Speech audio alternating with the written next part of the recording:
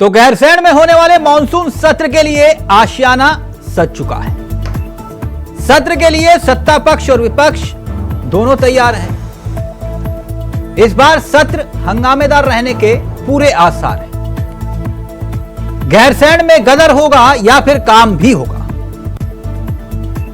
विपक्ष के तेवर तल्ख हैं, क्योंकि सरकार तैयारी का दावा तो कर रही है, मगर नेता प्रतिपक्ष यशपाल आर्य ने सत्र की अवधि बढ़ाने को लेकर सरकार के सामने चुनौती लाकर खड़ा है। नेता प्रतिपक्ष का आरोप है कि नियम और परंपरा के विपरीत सरकार साल भर में विधानसभा के सत्रों को कम दिन चलाने पर विश्वास कर रही है और इसलिए मानसून सत्र की अवधि बढ़ाई जाए। अगर विधानसभा की कार्य संचालन नियमावली देखी जाए तो साल में होने वाले विधानसभा के तीनों सत्रों को मिलाकर कम से कम 60 दिन सत्र चलना चाहिए। 60 दिन, 60 डेज। मगर विपक्ष कह रहा है कि कुछ सालों से सरकार की एक परंपरा बन गई है, साल भर में कुल मिलाकर 15 दिन भी विधानसभा का सत्र नहीं चल पाता। ऐसे में क्या विपक्ष की यह मांग जायज है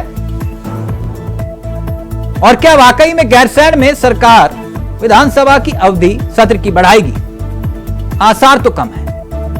ऐसे में तकरार भी होगी और वार भी होगा, पलटवार भी। आज इसी मुद्दे पर करेंगे चर्चा। हमारे साथ जुड़ेंगे मेहमान, लेकिन पहले इस रिपोर्ट पर गौर फरमाएं।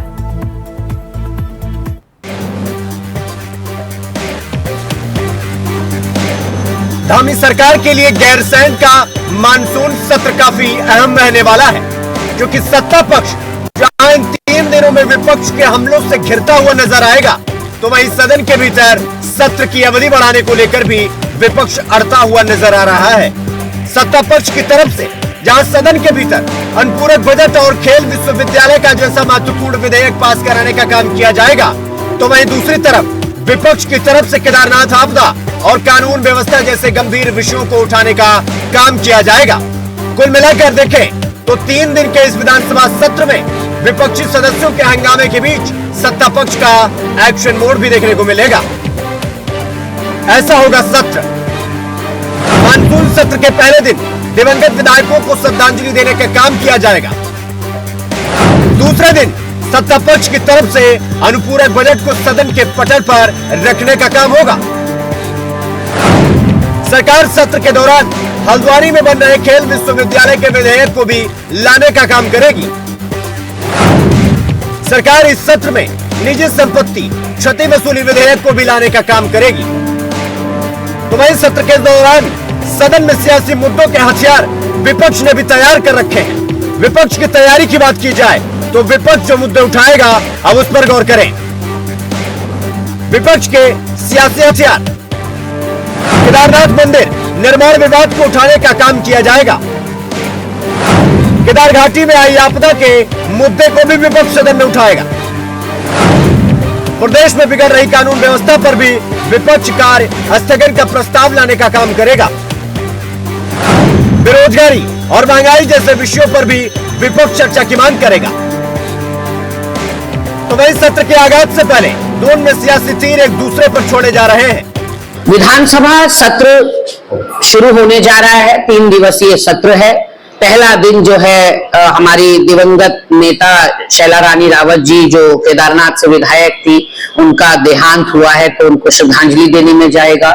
दूसरा दिन राज्यपाल जी के अभिभाषण में जाएगा और तीसरा दिन यानी कि इकलौता दिन रखा गया है 70 विधानसभाओं की परेशानियों को, दुश्वारियों को, पीड़ाओं को, कष्टों को वहां पर टेबल पे रखने के लिए। मंदिर कहा जाता है लोकतंत्र का विधानसभा को, और सत्र के लिए बाट जोते हैं क्षेत्रीय जनता भी और चुने हुए जनप्रतिनिधि भी कि सत्र आहूत होगा तो सत्र में प्रदेश की बातों को उठाया जाएगा। इस वक्त प्रदेश में क्या चल रहा है?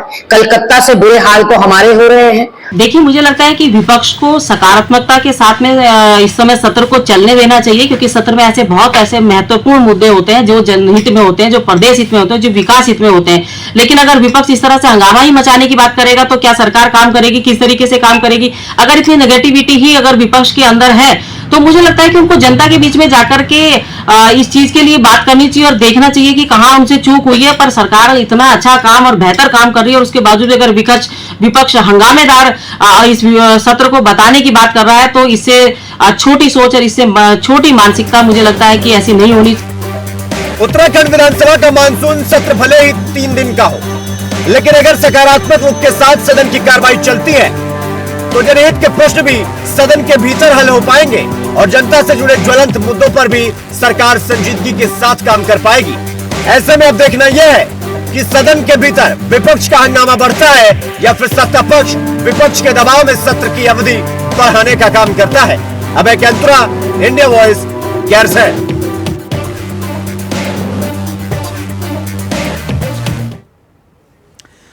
तो चलिए सीधा रुख करेंगे अपने मेहमानों की तरफ। आपको बता दें आज हमारे साथ इस चर्चा में जो मेहमान कार्यक्रम का हिस्सा बन रहे हैं उन तीनों मेहमानों से आपका परिचय करवाते हैं। देवेंद्र भसीन साहब उत्तराखंड बीजेपी के सबसे अनुभवी चेहरों में से एक, राज्य मंत्री भी हैं। गरिमा दसोनी कांग्रेस के तेजतर्रार चेहरों में से एक, पार्टी की मुख्य प्रवक्ता है प्रदेश की।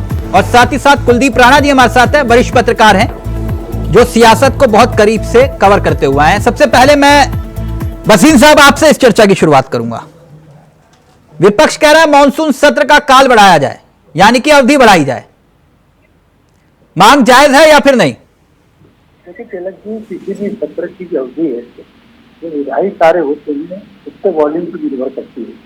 हमारे सामने कितने विधायी कार्य हैं। सर एक गुजारिश है, फोन अगर पास ले आए तो आपका ऑडियो परफेक्ट आएगा। हाँ, अब आवाज ठीक आ रही है? जी सर बोलिए। हाँ, तो मेरा निवेदन ये था कि जो सत्र होता है उसकी अवधि जो विधायी कार्य हैं उनके वॉल्यूम पर यानी कितना विधायी कार्य किया जाना है इस पर निर्भर करती है। अभी सरकार के सामने जो विधायी कार्य हैं पूर्व बजट है 5500 करोड़ का, यानी आपके पास महज 3 दिन का बिजनेस है, राइट? अभी तक जो स्थितियां हैं वो यही है कि अभी तक 3 दिन का विषय है और इन 3 दिनों में हम पूरा करेंगे। अगर कहीं जरूरत पड़ेगी और जैसा अगर माननीय मुख्यमंत्री जी चाहेंगे या विधानसभा अध्यक्ष चाहेंगे तो विस्तार हो सकता है। तो आपको लगता महज 3 दिन का बिजनेस उत्तराखंड का, आपको हैरानी नहीं होती? हैरानी से नहीं होती कि अगर आप पूरे विधानसभा सत्र को पहले भी देखें तो कांग्रेस का काल भी उसमें शामिल है। तो इस प्रकार के 3 दिन के, यानी आप कांग्रेस को फॉलो कर रहे हैं, राइट? फॉलो नहीं कर रहे, मैं बच्चों को याद दिला रहा हूँ कि जितना विधायी कार्य होता है उसके करते कांग्रेस को हमने नहीं, वो तो मुझे भी याद है कि आप भी बोला करते कि सत्र की अवधि बढ़ाओ, अवधि बढ़ाओ, कोई नहीं सुनता था। लेकिन फिर भी 60 दिन तो सत्र चलना चाहिए ना कम से कम, तीनों सत्रों को मिला के। मैं गलत तो नहीं कह रहा? नहीं, मैं इसलिए कह रहा हूँ कि 5 दिन का काम नहीं है तो 2 दिन का टिकटिंग मैंने थोड़ी। सर नियम के मुताबिक आपसे कह रहा हूँ कि 60 दिन सत्र चलना चाहिए कि नहीं?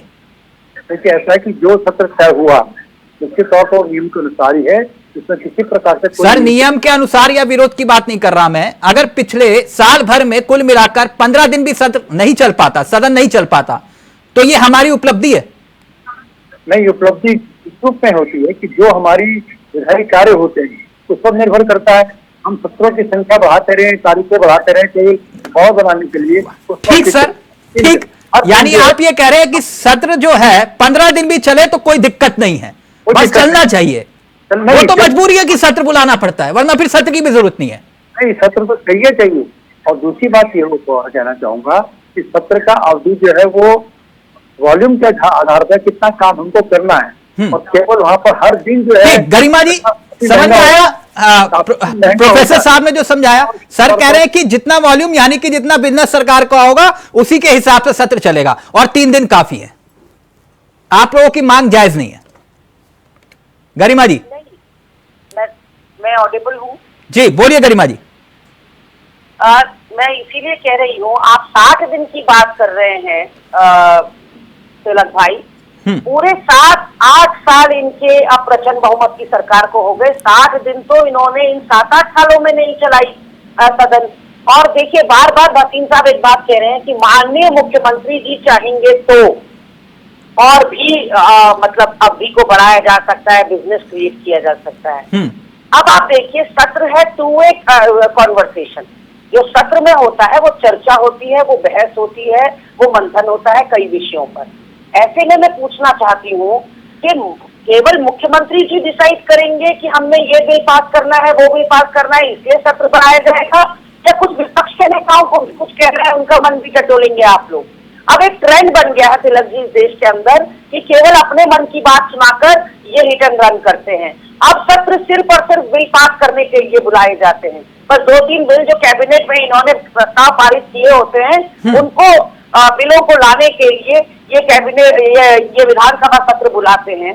अभी इनकी एक मोहतरमा ये कह रही थी कि बहुत अच्छा काम कर रही है सरकार, इनके लिए अच्छा काम कर रही होगी, इनके रिश्तेदारों के घर और इनके घर भर रहे होंगे, लेकिन अगर मीडिया प्रभारी भी मीडिया में ये बयान दे रहा है आके कि महिलाएं सुरक्षित हैं देहरादून की और उत्तराखंड की, तो ये घाव पर नमक छिड़कने जैसा है। मैं भसीन साहब से कहना चाहती हूँ, आपने पिछले कहा कि कांग्रेस की सरकारों में भी यही इतने ही दिन का सत्र चलता है, तो भसीन साहब कांग्रेस की सरकारों में 1,500 हेक्टेयर जंगल जला नहीं करते थे। कांग्रेस की सरकारों में एक दिन में 2 बलात्कार हुआ नहीं करते थे उत्तराखंड के अंदर। कांग्रेस की सरकारों में उद्यान घोटाले जैसे, सैन्यदान घोटाले, स्मार्ट सिटी घोटाले, नगर निगम घोटाले जैसे भ्रष्टाचार हुआ नहीं करते थे। तो आज जो आपने प्रदेश का हालात कर दिया महिला सुरक्षा के मामले में, जंगली जानवर के मामले में, कल 5 साल का गरिमा जी का रिकॉर्ड है कि वो दूसरे बोलने नहीं देती। इन्हें बोलना शांत करिए, मैं बोलना शुरू करता हूँ, इन्हें शांत करिए जी। अब गरिमा जी की बात को मैंने सुना। पहली बात तो मैं याद दिलाऊं, 56 घोटाले आप ही की सरकार के थे और प्रदेश की जनता ने भ्रष्टाचार के कारण ही आपको सत्ता से बाहर किया था। एक बात, आप ही की सरकार के मुख्यमंत्री ने के ऊपर एक स्टिंग ऑपरेशन हुआ जिसमें कि वो अपनी सरकार बचाने के लिए विधायकों को 2 करोड़, 5 करोड़, 20 करोड़ देने तक का वो लालच दे रहे थे। तो कांग्रेस का तो भ्रष्टाचार का इतिहास केंद्र से लेकर के उत्तराखंड तक का है, उसकी गिनती करना बेकार होगा। पहली बात। दूसरी बात मैं ये कहना चाहूंगा कि जहाँ तक महिलाओं के मामले की बात है, मैं पहली बात कर लूँ, पहले पूरी बात कर लूँ। जहाँ तक महिलाओं का सवाल है, तो जितने भी प्रकरण अभी उत्तराखंड में हुए हैं, चाहे एसबीटी का पकड़ रहा हो, चाहे रुद्रपुर में नर्स का पकड़ रहा हो, तत्काल मुख्यमंत्री जी के निर्देश पर कार्रवाई हुई और सारे के सारे अपराधी जो हैं वो गिरफ्तार हो गए, जेल में डाल दिए गए।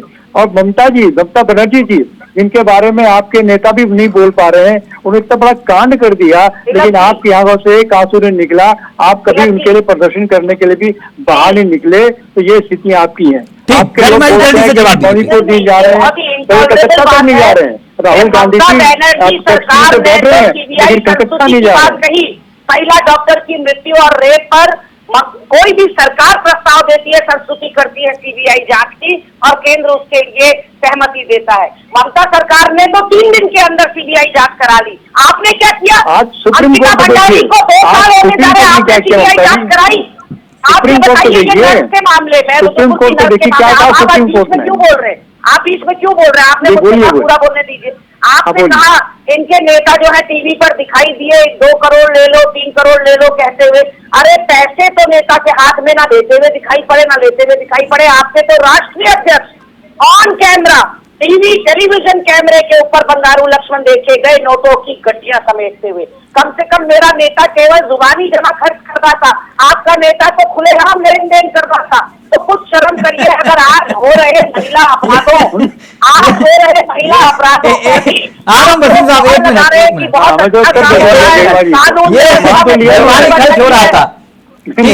एक मिनट मुद्दे पे आते हैं। मुद्दे पर ये कुलदीप जी, क्या लगता है आपको गैरसैंण में? क्योंकि भसीन साहब जब भी कुछ कहते हैं ना, बड़ा गंभीरता से सुनता हूं मैं।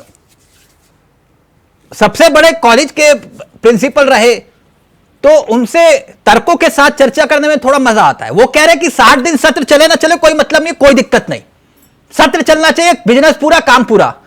यानी सूबे की पंचायत में जो विधायक बैठे हुए हैं, जनता की आवाज उठे ना उठे कोई फर्क नहीं पड़ता, कह रहे हैं। आरम बसीन सर, एक मिनट। कुलदीप जी देखिए तिलक जी, तीसरे पक्ष के रूप में हम यहाँ पे सत्ता पक्ष या विपक्ष के लिए कोई नैरेटिव तैयार करना नहीं, लेकिन जो सत्य है, जो बात तार्किक है, वह बात यहाँ पे रखी। विगत सालों से ये देखने में आया है कि उत्तराखंड में सत्तारूढ़ दल जो है वो बहस से, चर्चाओं से भागता हुआ दिखा है। ठीक है, इसमें कोई दोहराई नहीं। चाहे पिछली भाजपा रहा हो जिसमें त्रिवेंद्र रावत मुख्यमंत्री रहे हो, ठीक है, और चाहे वर्तमान सरकार है, ठीक है। अच्छा, दूसरा सवाल ये भी है कि क्या विपक्ष वास्तव में जनहित के मुद्दों को, जैसे आपने कहा कि जनता के सवालों से, क्या वास्तव में विपक्ष जनता के सवाल पूछ रहा है? क्योंकि हमने अनेक सत्र देखे। अभी देहरादून में ही जो है 3 महीने पहले जो सत्र हुआ था उसमें भी देखा हमने, ठीक है। हम गए और बहस में बैठ करके वापस आ गए, एक भी ऐसा मुद्दा समझ में नहीं आया, देखने को नहीं मिला जिसमें विपक्ष में गंभीरता से जनहित दिखाई दिया। नहीं कुलदीप जी, ये विषय मैं विपक्ष और सत्ता पक्ष का नहीं कह रहा, कहीं अपने विधायक की इतने बेहतरीन सवाल उठाते हैं, उसका जवाब मंत्री नहीं दे पाते सदन के भीतर। वही मैं उसी पे आ रहा हूँ, ठीक है। और अब रही बात, जो बात आपने कही, सिर्फ सत्ता पक्ष में ही नहीं, विपक्ष में भी कुछ बहुत अच्छे विधायक, चाहे सुमित हृदय हो या जो काजी निजामुद्दीन, अब तो काजी निजामुद्दीन भी विधानसभा में आ गए, है ना। और एक जहां से जो मुख्यमंत्री जी की पूर्व सीट रही है, वहां से जो विधायक हैं, मैं नाम उनका मुझे ध्यान नहीं आ रहा थी, भुवन कापड़ी अच्छे सवाल उठाते हैं, युवा विधायक हैं, अच्छे सवाल उठाते हैं। नहीं, बेहतरीन विधायकों की फहरिस्त है कि मुन्ना सिंह चौहान हो या फिर पक्ष में बात करें तो हमारे पास अच्छे विधायक हैं, लेकिन भाजपा के पास अच्छे विधायक है, कौन नहीं हमारे पास अच्छा वक्ता है? प्रीतम भाई है, अनुपमा रावत है, ममता रानी है। मैं विपक्ष की नहीं, एक मिनट, कुलदीप जी अपनी बात रखें। वो तो हमने विधानसभा में देखा है कौन कैसे सवाल उठाता है, ठीक है। लेकिन बात यह है कि आपके मुद्दों में जनहित कितना है। दूसरी बात, आपने जो बात कही है कि सरकार अपने ही विधायकों के सवाल में गिर जाती है। इस समय उत्तराखंड में सरकार में जो स्थिति है वो ये है कि मुख्यमंत्री अकेले हैं, वो दिख रहा है, मुख्यमंत्री अकेले जुटे हुए हैं पूरी भाजपा का रथ खेने, ठीक है। और मंत्रिमंडल जो है वो अलग दिखाई दे रहा है, तो ऐसा लग रहा है जैसे उनकी राह में जो है रोड़े बिछा रहा है ताकि वो गति बनी तो धीमी हो जाए, ठीक है।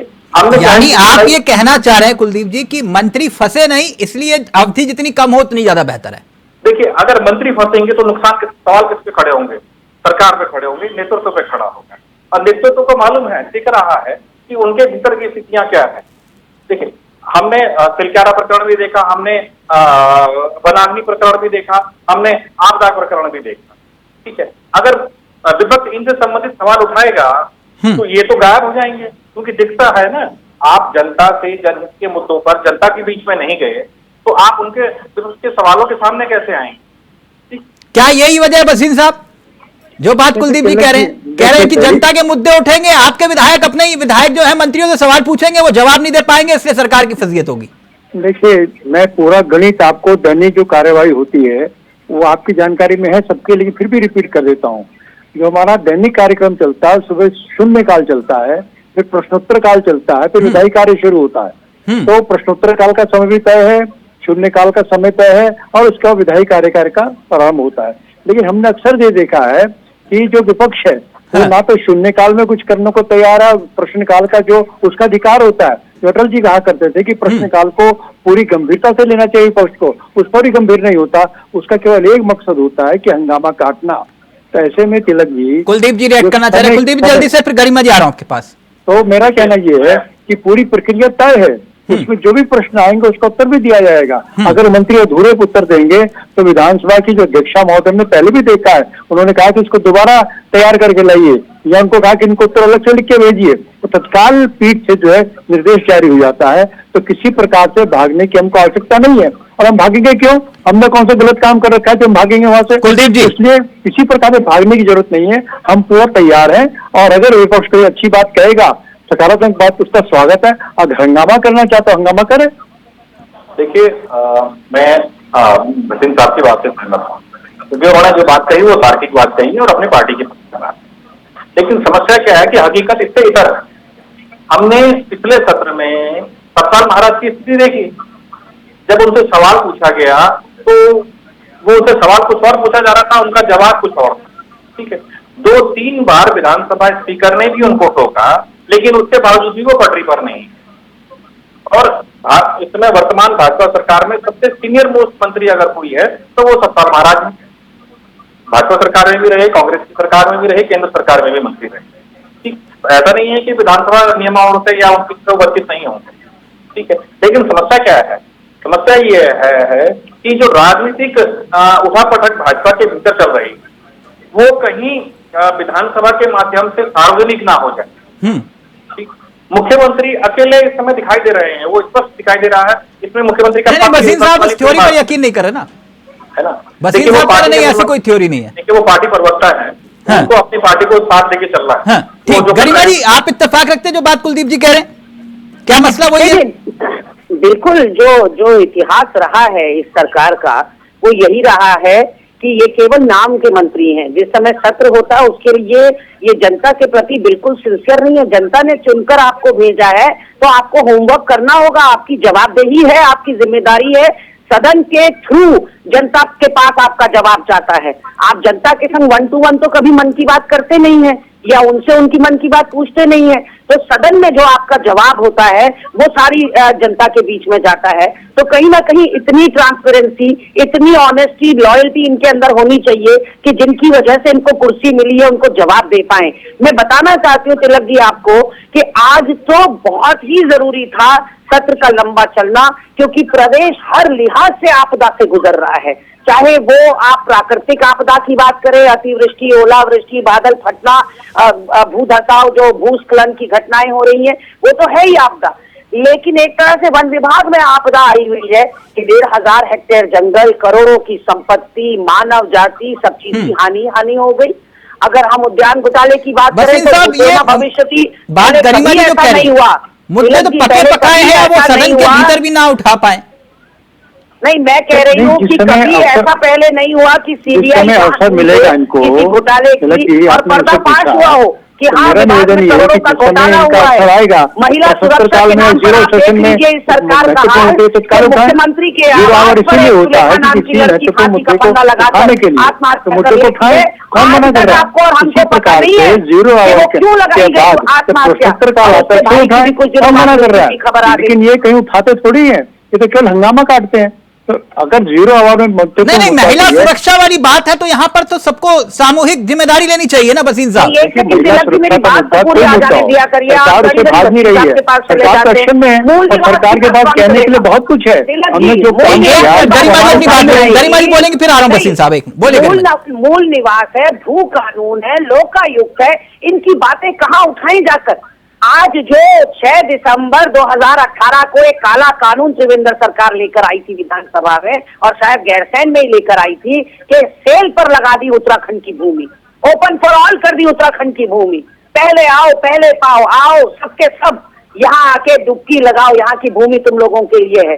खुर्द बुर्द हो रही है, इतने बड़े स्तर पर खुर्द बुर्द जमीन हो रही है ग्रामीण अंचलों की और शहरों की।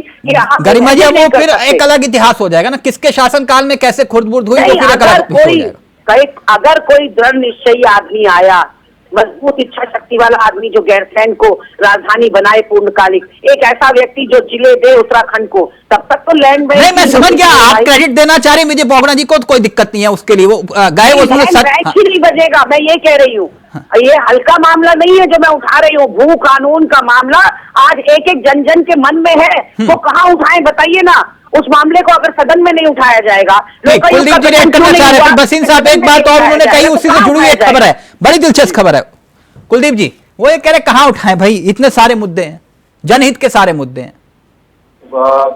गरिमा जी का कहना जायज भी है, लेकिन समस्या ये है कि मैंने पहली बार भी एक बार कहा था, गरिमा जी के लिए ये बात कही कि कांग्रेस में जितनी गंभीरता से मुद्दे गरिमा सासोनी उठाती हैं टीवी चैनलों पर, विधानसभा में इनके भीतर इनके विधायकों को न जाने क्या हो जाता है। ये बात मैंने पहले भी आपके चैनल पे ये बात कही, ठीक है। समस्या कांग्रेस में ये बड़ी है। कहना क्या चाह रहे हैं, मित्र विपक्ष है क्या? और दूसरी नहीं, जब 3 दिन का नहीं, मैं बिल्कुल इस बात को नहीं दूसरी बात ये है, मैं इस बात I will not buy this. ये खतरी ज्यादा की रकम है, तो मेरे क्या कर लेंगे आ रही है, और ये हम देख रहे हैं, ठीक है, सत्तारूढ़ दल के साथ, बल्कि मैं भाजपा न कह करके सत्तारूढ़ दल कहूंगा, क्योंकि जब भी सत्तारूढ़ दल में चाहे कांग्रेस रही हो या भाजपा रही हो, तो जब भी सरकार को डिफेंस की जरूरत पड़ती थी तो इंदिरा हृदय जैसे नेता आगे आते हैं, स्वर्गीय इंदिरा हृदय, स्वर्गीय प्रकाश पंत जैसे नेता आगे आते हैं, बिल्कुल, ठीक है ना, जो अपनी पीठ पे सारे तीर ले लेते थे। त्रिवेंद्र रावत सरकार में भी स्वर्गीय प्रकाश पंत जी ने भी काफी चीजें रखी, बचाव किया पार्टी का, मुद्दे रखे, विषय रखे। उसके बाद मदन कौशिक आए, मदन कौशिक ने भी चीजों को बड़े प्रभावशाली तरीके से रखा। लेकिन अब सत्तारूढ़ दल के साथ ये बड़ी कमी दिखाई देती है, कोई ऐसा नेता उनके भीतर नहीं है जो चीजों को लेकर के मुख्यमंत्री से इतर मंत्रिमंडल में जवाब दे सके, विषयों को। बिल्कुल बिल्कुल नहीं, प्रकाश पंत दूसरा प्रकाश पंत हो भी नहीं सकता उत्तराखंड में। खैर, मैं एक बयान सुनाना चाहूंगा। बसीन साहब, जो बात गरिमा जी ने उठाई उधम सिंह नगर के एसएसपी हैं, जरा प्लीज उनका बयान प्ले करिएगा। वसीम साहब ध्यान से सुनिएगा। पे आए बिना केवल तकनीकी एविडेंस के आधार पर बढ़िया सजा कराना से और रुकेगा नहीं। और रही बात दूसरी सवाल का, मैं आपको एक और चीज बताता हूँ, समाज किस तरफ जा रहा है ये पुलिस ने अकेला ने ठेका नहीं लिया, ये मैं क्लियरली बताता हूँ। समाज किस तरफ जा रहा है, समाज में कुछ दरिंदे लोगों का क्या सोच है, एक महिला को देख के वो क्या सोच रखते हैं, उसका मैंने ठेका नहीं लिया, ठीक है ना, मैं ठेका नहीं लिया। लेकिन ये बड़ा ही गिन सोच है कि लोग ऐसा जानवरों की तरह बर्ताव कर रहे हैं। मैं आपके साथ हूँ इन सब चीजों में। मैं कहाँ बोला? वसीम साहब सुना आपने, एसएसपी मंजूनाथ जी कह रहे हैं हम लोगों ने ठेका ले रखा है, पुलिस का कोई ठेका है क्या? नहीं, पुलिस ने दो बातें कही हैं, अगर आपने ध्यान से देखा हो। नहीं, मैंने सुना समाज कहां जा रहा है इसका ठेका अकेले पुलिस का नहीं है, ठीक है। वो आगे कह रहे हैं महिला को देखकर दरिंदे क्या सोचते हैं, उनका ठेका मेरे पास नहीं है। लेकिन जो काम पुलिस का तो कर रही है ना, अगर कोई व्यक्ति गलत सोच रहा है सर, अपराधियों में पुलिस का डर हो, ये ठेका तो पुलिस वालों के पास ही है ना सर। और वो ये कह रहे हैं महिलाओं के लिए कोई ठेका नहीं हमारे पास। नहीं, देखिए कोई व्यक्ति किसी महिला के प्रति क्या दृष्टिकोण रखता है ये उसकी बात अलग है, लेकिन अगर कोई आप सार्वजनिक तौर पर कह रहे हैं कि आप लोगों की कोई जिम्मेदारी और जवाबदेही नहीं है। नहीं, आप मेरी पूरी बात सुन लीजिए ना, आप मेरी बात को पूरा सुन लीजिए। मैं ये कहना चाहता हूँ कि व्यक्ति की सोच तो उसकी है, लेकिन अगर गलत काम करता है, कानून का उल्लंघन करता है, दरिंदगी दिखाता है, तो उसको निपटने का पुलिस का है। अपराधियों में पुलिस का खौफ हो, ये पुलिस की ही जिम्मेदारी होती है। इस्तेमाल करेगा जल्दी से, उसके बाद कुलदीप यादव। मैं आपकी बात से सहमत हूँ कि पुलिस की भूमिका है तो रुतबा होना ही चाहिए। एसएसपी से भाग नहीं रहे हैं। अगर कानून का उल्लंघन करेगा, दरिंदगी करेगा, तो हम उसको छोड़ेंगे नहीं। ये कानून का उल्लंघन करेगा, गलत व्यवहार करेगा, ये सिद्ध कर दिया। यूपी के अंदर उत्तर प्रदेश और उत्तराखंड का खेल नहीं खेला, उन्होंने उत्तराखंड के लोग गिरफ्तार किया, आईएसबीटी में 5 लोग गिरफ्तार कर लिया। वसीम साहब विषय ये नहीं है, हम इसे राज्यों में बांट देते हैं, सत्ता पक्ष और विपक्ष में बांट देते हैं, लेकिन ये हकीकत नहीं है सर। ये किसी की बहू बेटी सर, वो समझिए सर, है ना, वो हम सत्ता पक्ष और विपक्ष में नहीं ना। देहरादून की आईएसबीटी में जो हुआ, गिरफ्तार हुए, कोलकाता में हुआ, नहीं सर, विषय वो नहीं है, ये सामाजिक बुराई है और इसका मिलकर सामना करना पड़ेगा। और एक एसएसपी अगर ये बयान दे तो उस पर गलत प्रभाव पड़ता है पूरे समाज पर। नहीं, एसएसपी कह रहे हैं कि आप भी जागो, हम बैठ के बहस करते रहे और कुछ करें ना, तो ये विषय है। ठीक, अगर आप ऐसे बयान का समर्थन करते हैं तो सर फिर तो ठीक है, वही बोल दीजिए, जो बोला एसएसपी ने वही बोल दीजिए सर, आप बोल दीजिए। पुलिस का काम है गिरफ्तार करना। आईएसबीटी में जो थैंक यू, वक्त इजाजत नहीं दे रहा। कुलदीप भाई आपके पास आना चाह रहा था, वक्त इजाजत नहीं दे रहा। थैंक यू सो मच, बहुत बहुत शुक्रिया। गरिमा जी आपका भी, वसीम साहब आपका भी। तो सत्र में होगा काम या फिर होगा संग्राम, अब देखिए कुछ ही घंटों के बाद सत्र में क्या होता है वो आपके सामने आ जाएगा। नमस्कार, जय हिंद, जय भारत, जय उत्तराखंड।